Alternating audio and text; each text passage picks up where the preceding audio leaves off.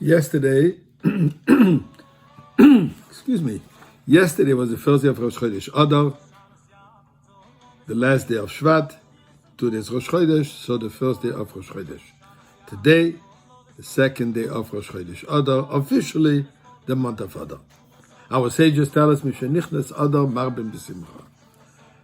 When the month of Adar starts, we have to increase in simcha. It's a month filled of simcha. The month which has been transformed into a month of simcha. Point it says in Allah, if a person has some litigation, has to go to court, so that's the very propitious, a very opportune month to go to be tried in court, hopefully winning the case. What's happening is, we are actually entering a season of miracles.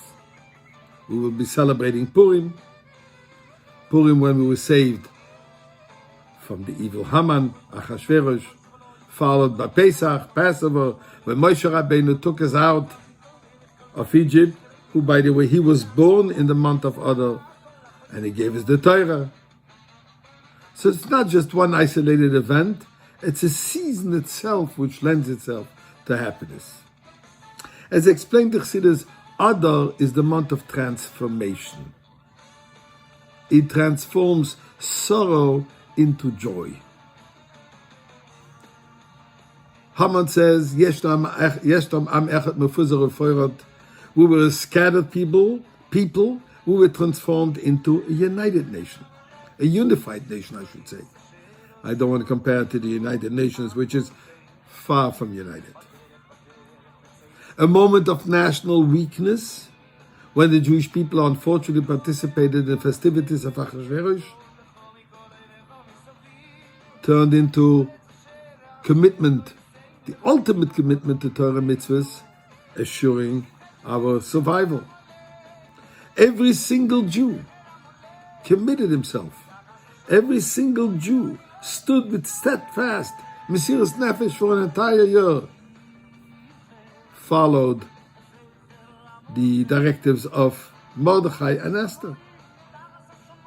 So although we have 2 days of Purim, the 14th and the 15th of the month, nevertheless, they represent really the apex of the entire month, which is a month of joy and transformation. This year we have an additional thing. We have 2 months of Adar, 60 days, because the 30th day, as I just mentioned yesterday, the first day of Rosh Chodesh, is part already of Adar, so we have a total of 60 days. Now, 60 has a specific concept in transformation. There's a halachic notion known as bittul b'shishim, which means that something is considered insignificant and becomes nullified at a ratio of 1 to 60. Classic example is given if, God forbid, a drop of milk falls into a meat soup. So if there's 60 times more meat soup than the milk, the soup tastes kosher. Friends, that doesn't mean that you keep on pouring on always another drop.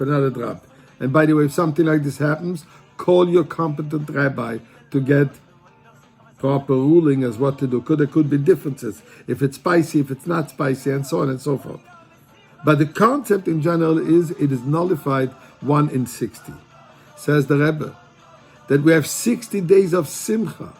These 60 days of simcha are nullifying all the undesirable elements.